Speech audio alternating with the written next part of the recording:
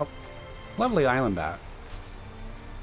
And the fun thing is like, there's all these random islands I don't really have time or a reason to explore right now. But there's a really good chance that like there will be a quest at some point that just invites me to explore it, you know? That's something that, like, that's one of the other design points Xenoblade does extremely well.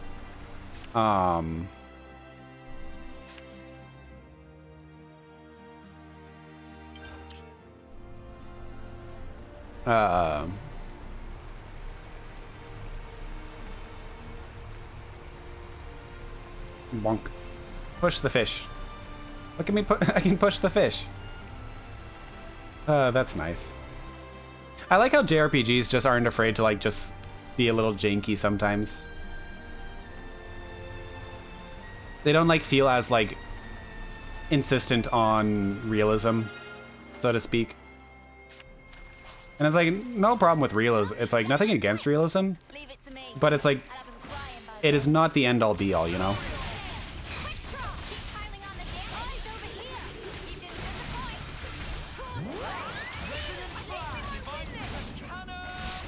It reminds me how like in old like Japanese theater, like how in Japanese theater, like you'd have the people in like you'd have the stagehands like just move like just like the stagehands would just wear dark clothing, and it was just expected for the audience to ignore their presence. When I was younger, I thought that was the weirdest thing, like the weirdest way to handle like special effects and stuff in theater. But it's like as I'm older, it's like I'm honestly like okay with it. Now honestly, it's like PS2, it's like realistic enough by then, you know?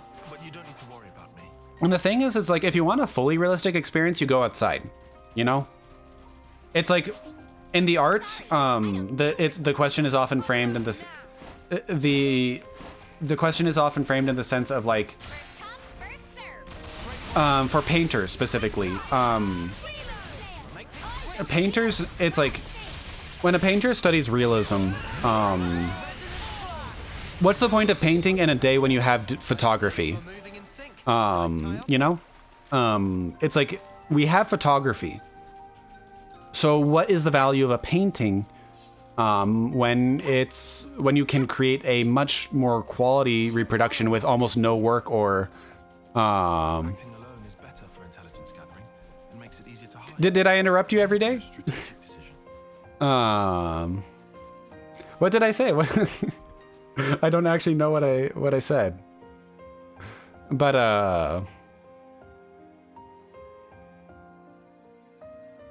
yeah, honestly,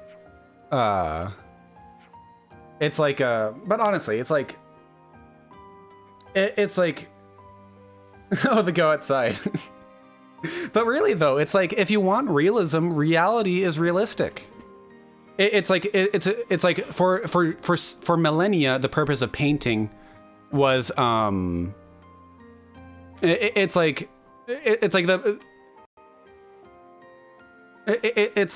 the point of painting for millennia was to create realistic reproductions of things, because things like portraits and stuff like that weren't possible.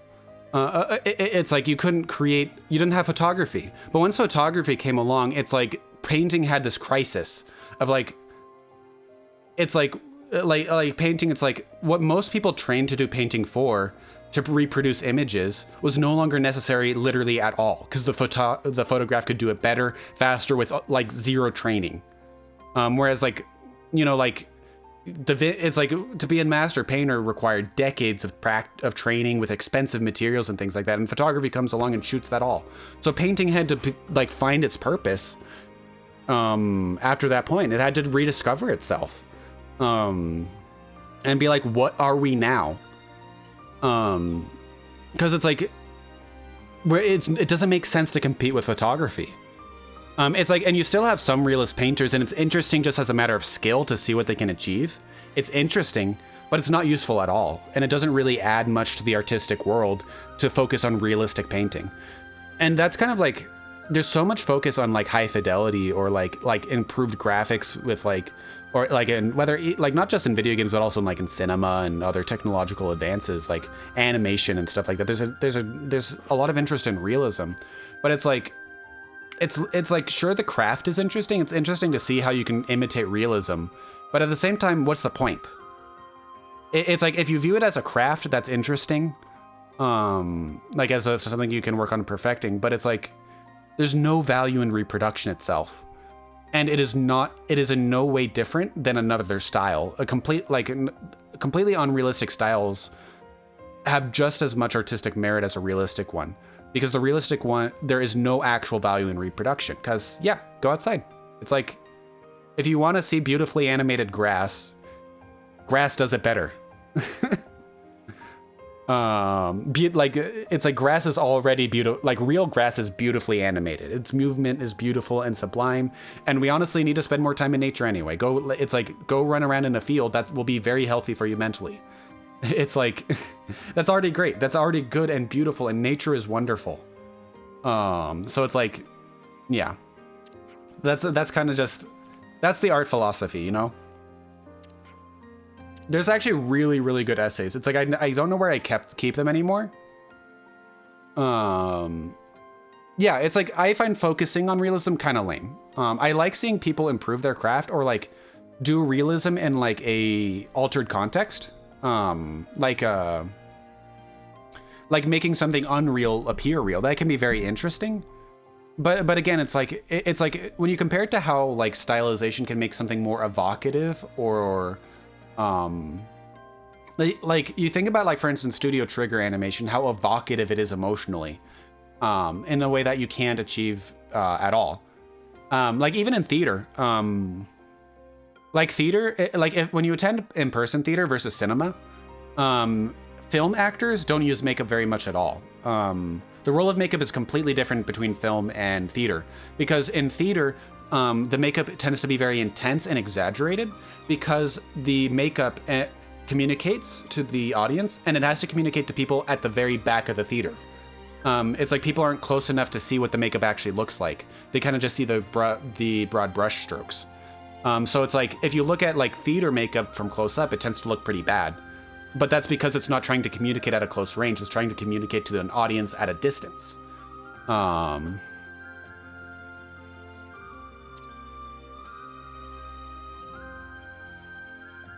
It's like, art is wonderful, but it's like, realism is not, it's not the best thing you can do with it. There's way more interesting stuff you can do with it.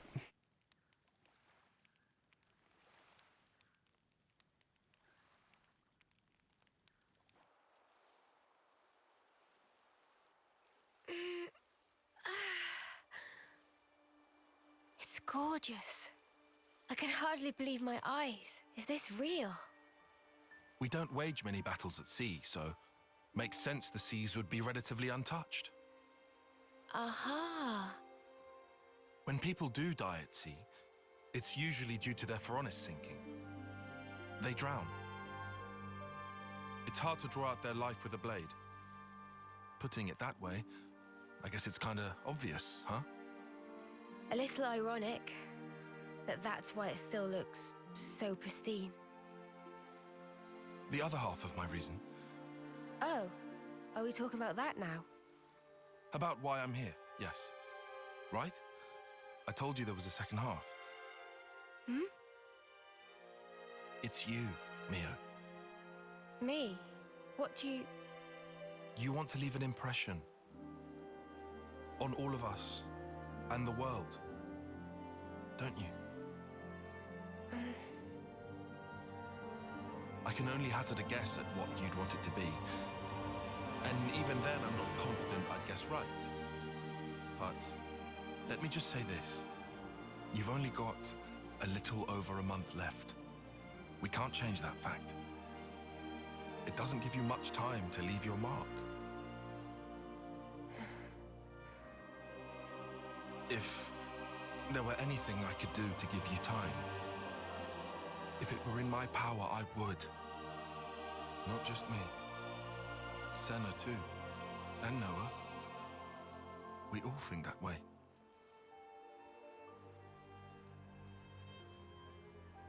Mio? Sparks. You're making me tear up here, man. Oh, sorry. That wasn't my intention. No, thank you. Nimue's doing. Huh? You were even being nice to uni. Stuff like that. Oh. Oh, really? I'd never even thought about it. Let's give thanks if we ever see one of those trees of hers. A Sophronia? Right. I think that's a great idea.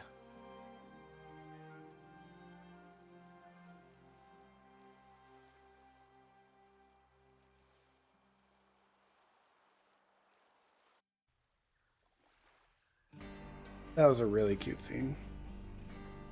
Tyon's like been an interesting character because it's like he often comes off as really standoffish, but it's like there's been moments where he just like he's very observant, and it's like he just like once in a while he'll just like really help some like use that observation skills to like really help emotionally stabilize someone, and it's just like it's really good.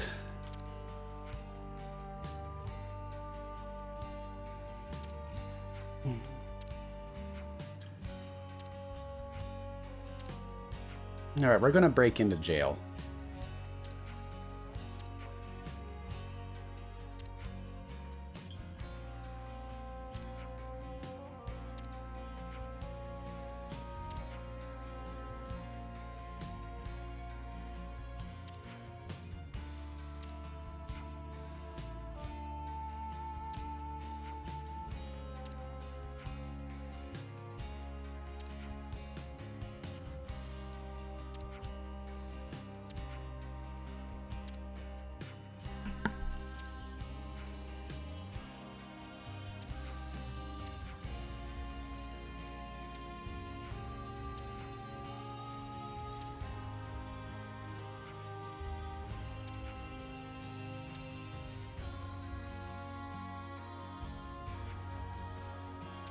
Corn Island. Or Corny, rather. Either name's kind of dorky, whether you call it corn or corny.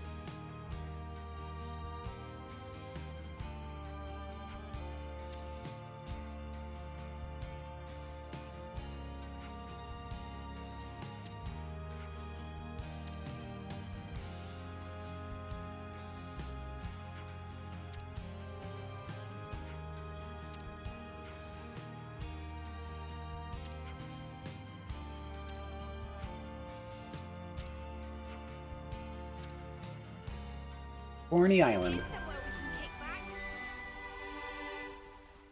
Alrighty. I hope What's the everyone's boat? getting along. Oh, it's on the other side. Hey.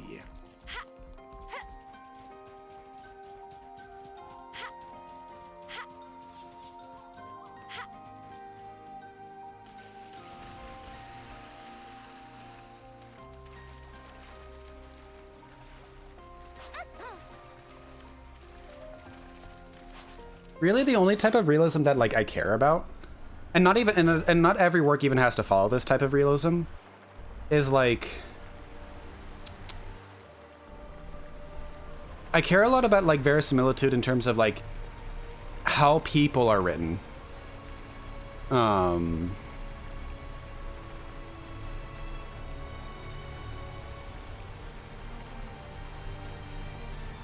No, that's good. It's like, so here's the thing, every day, it's like I never apologize for a wall of text, at least in my presence. It's like, I'm a wall of text person.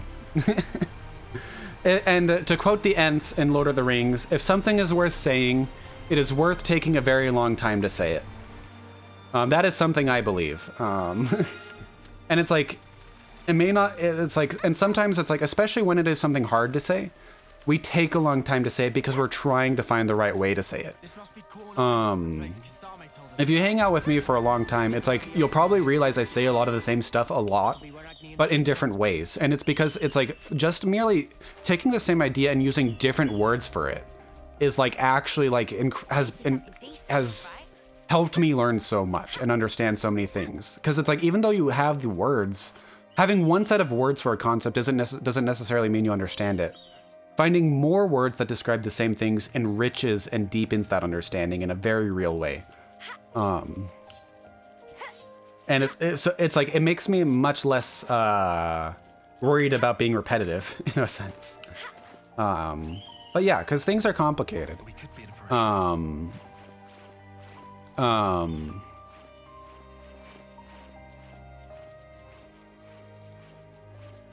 But I think it's like, one thing I would definitely encourage is it's like,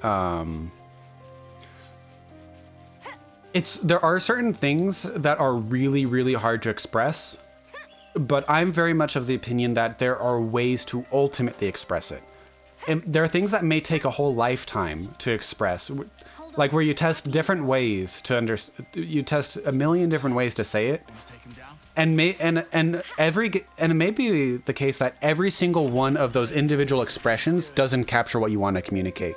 You may find 1,000 different ways to try to say something and fail with every single one.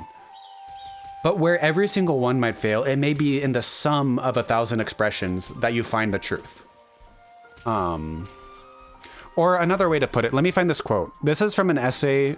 This is a quotation I use in an essay.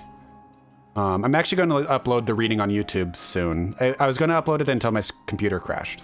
And then I was going to stream and I didn't want to eat up the bandwidth that way. But let me find the quote. Should only take me a second. Yes, so this is from a historian. This is a quote from a historian, Thomas Bernard. It reads, "Truth, it seems to me, is known only to the person who is affected by it. And if he chooses to communicate it to others, he automatically becomes a liar. Whatever is communicated can only be falsehood and falsification. Hence, it is only falsehoods and falsifications that are communicated. What matters is whether we want to lie or to tell and write the truth, even though it can never be the truth and never is the truth." I love that quote a lot. It's like, while we can't communicate truth, it's like, we can get real. It's like, there is something we can do with, like, when you try to tell the truth and you sense like the sacredness of that truth and you try, like, you fight with your whole being to do it anyway. It's like, you're going to you inevitably fail, but it is fundamentally different than when you do not try. And it gives other people a chance to be affected by that truth and discover the truth for themselves. Because you can only ever discover the truth on your own. Other people can lead you to it and help you, but it is ultimately your own feelings and your own mind that produces that connects to, discovers the truth. And that's kind of what I really love about writing. Whether it's nonfiction or fiction, I actually think fiction in many ways has advantages over nonfiction. I think fiction has advantages over nonfiction about when it comes to access to the truth, and that's one of the reasons why I think realism is flawed. There are times when you can connect people better to the truth through a small amount of not fiction or deliberate fiction. Like this game. It's like, this game is full of fiction. It's a fictional text, but the fictional context invites you to contemplate the human spirit. And contemplate what is human nature, what is valuable about the human, in ways that may be difficult to communicate in a realistic sense. It frees you up in terms of exaggeration. And it also, by using fiction, you're also able to divorce the reader from baggage that they carry with the real world. Because when you tell a story about a real world war, people already think they know. People already know things about it and also think they know things they don't actually know about it as well. They have baggage. And nonfiction and fiction allows you to engage with philosophical ideas and difficult issues without the baggage that we attach to real events and real experiences. So it's like, when it comes to realism, the one realism I do care about is getting people right in stories. And it's like, there are exceptions. It's like there are some good stories that don't really focus on that. But getting people right and helping people understand the people around them, I think that is genuinely important, because it's too hard. It's too hard, and it requires a lifetime of learning.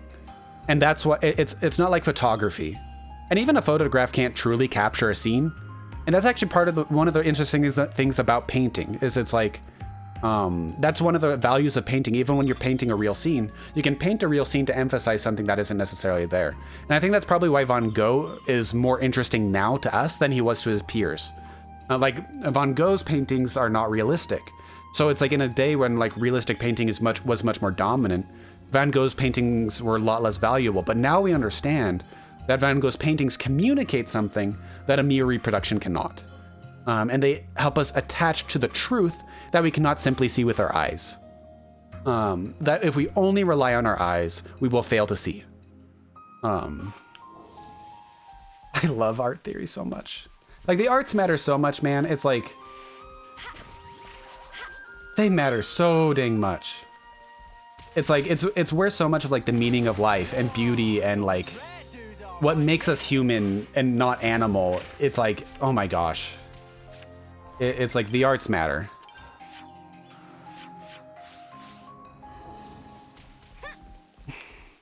That container. It's like sometimes when I was at law school, like 1L is awful and stressful and distracting, and it demands all of your time. And so it's like once or twice I would drag like one of my peers away to go visit the Museum of Art.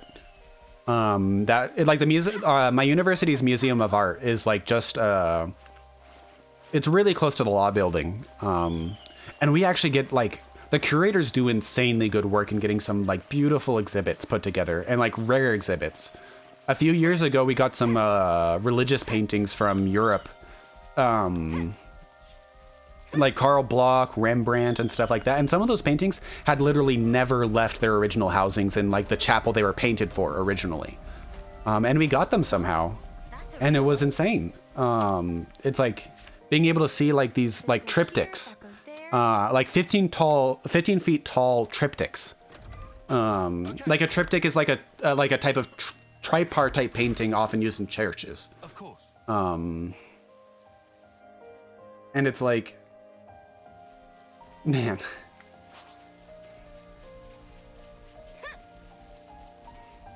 It's like, it's almost hard because it's like I've learned so much about art that I really struggle to do it. Because I know what really great art looks like, and it's like, I love it deeply, and I can't make my own art move me the way I've never managed to move myself with my art yet. But it's like, that's a goal. That's something I'll fight for, you know? And maybe if I think about it that way, it's like focus more on that, I'll be able to get better results. But, plus it's like it's like when you produce your own art, it's so tied up in identity.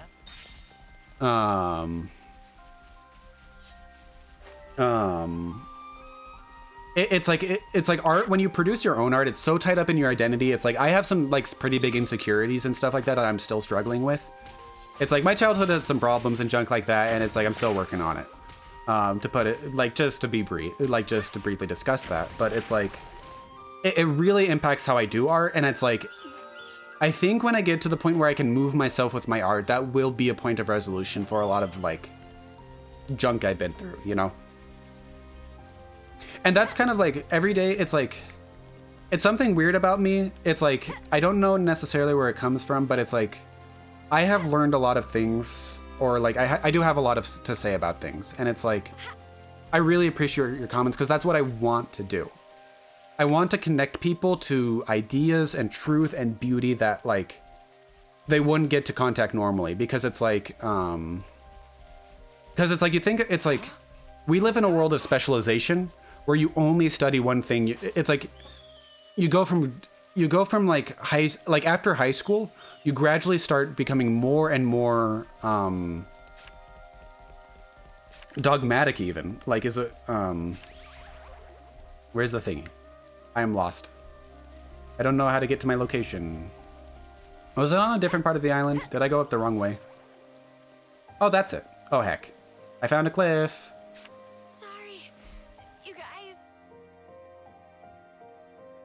Well, I found the thing. Now I just need to figure out how I actually get there. It looked like there was a beach on the opposite end, so maybe if I approach from that angle, that should work better. But, I don't know, it's like, when it comes to the mind, I've always been an intellect, a nomad. That's the word. It's like, dang it, I have to land on the other side, but I don't know how to get there from the other side. Curses. Oh, get out of the way. Dumb fish. You're right in the way. Oh, there are there's like little fiery engines on the bottom, or probably plasma engines. Hey, bud.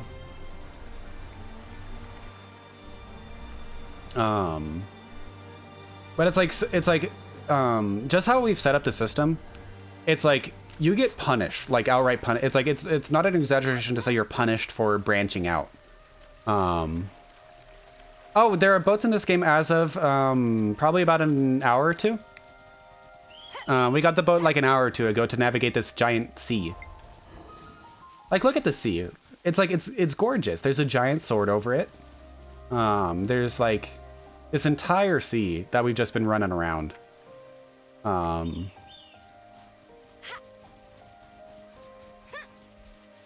every day, honestly, it's like thinking less about your art can actually be really empowering. It's like, I need to do that more. It's like, I overthink everything. It's like, that's one of my it's like, that's one of my, it's like, it's a struggle, because it's like, on the one hand, that's what I do well, is overthinking things and analyzing things and stuff like that, and I'm able to create value with that. But I do also need to be able to turn that off more.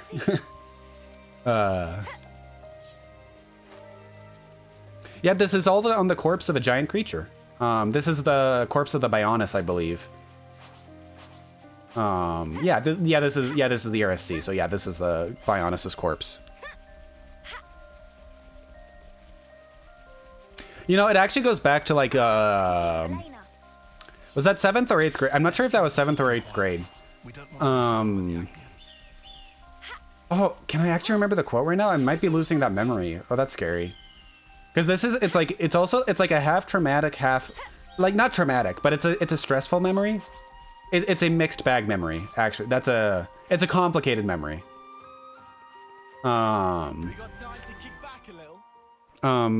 It's like, I told my teacher in like 7th or 8th grade that I didn't want to think about things because they were too hard. Like, I like literally said, it's like, it makes my head hurt to think about certain things. What did she say? I can't believe I've forgotten this, because this was like a core memory that like shook me. Is it because like she kind of like mildly rebuked me, and it like stuck with me. I don't think this memory is lost. Hopefully I'll remember like the ending when I like think about it again.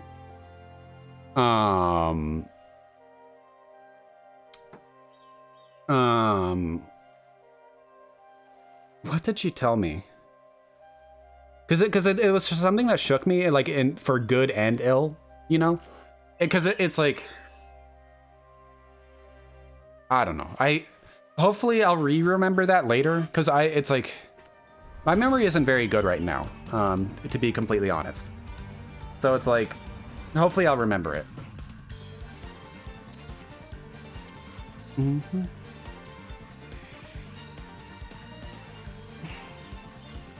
I also need to find all like my old art essays, because it's like I read a lot of art theory at one point. Or not a lot, but you know, a decent amount. Do not do the alarm. Do not do the klaxon.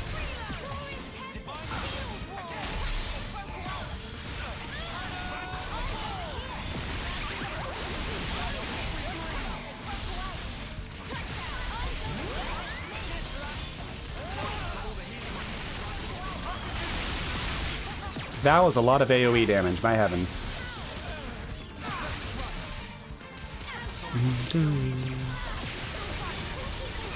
It's like, it's like, I appreciate aging and I know it's an important process.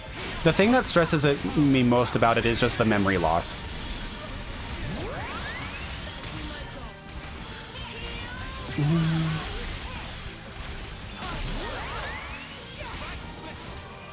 Excuse me.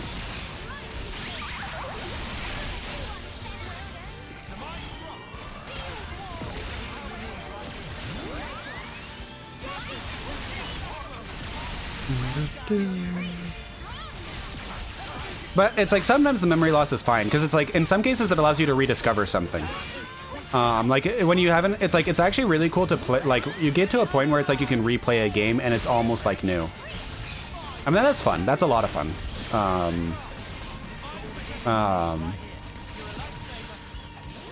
But the flip side is when you just like forget stuff that you don't want to forget and like is important to you, and that stinks. That does stink. But it's also like not necessarily permanently lost.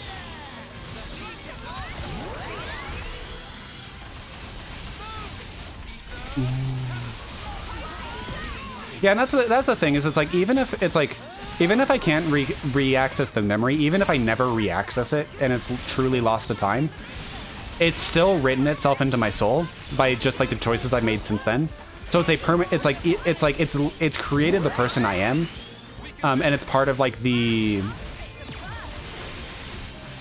So it's like even if I can't remember the object itself, even if the object itself is lost, it's still a component of my soul. Just in terms of like what it left behind.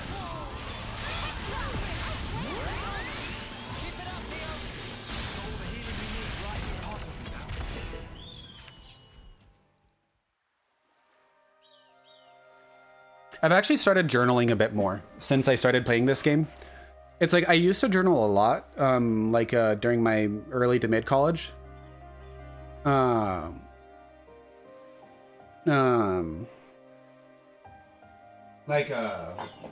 Like for years I'd only do like one entry per year, and and some of that had to do with like depression and whatnot, because it's like it's harder to write in your journal when you're depressed. But it's like I've been finding ways to, it's like I still have like stuff going on, but I've been finding ways to write anyway, and things that like mean something to me and I want to communicate to myself or whoever might read this journal. It's like even if it's flawed. Yeah. Because it's like Mio, it's like Mio is she writes in her diary a lot, and it's like it just reminded me of like doing that, and it's like it's a good experience, you know? Like journaling is like can be really helpful.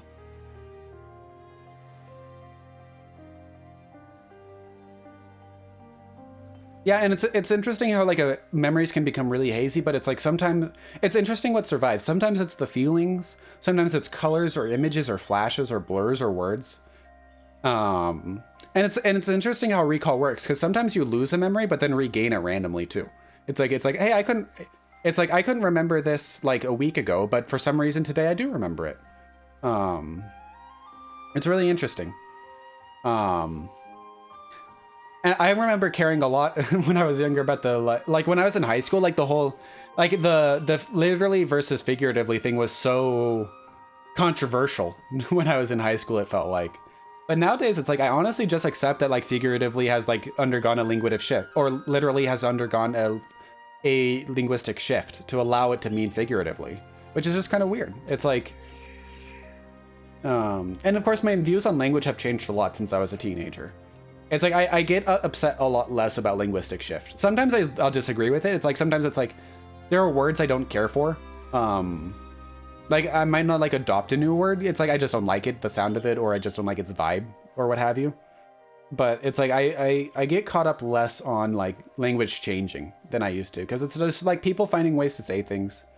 And it's like it's good that people experiment and change things and make language serve them rather than have make themselves serve language, so to speak.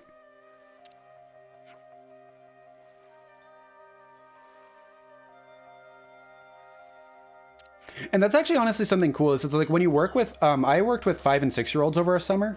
I was a camp counselor at a family camp, and I was assigned the mostly 5 and 6-year-olds. Oh, we're getting a SENA moment. SENA moments are good. So,